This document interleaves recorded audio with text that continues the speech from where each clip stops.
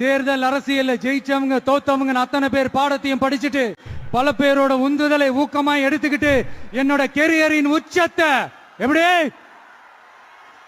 என்னோட கெரியரின் உச்சத்தை உதறிட்டு அந்த ஊதியத்தை உதறிட்டு உங்க விஜயா உங்களை மட்டுமே நம்பி வந்திருக்கேன்.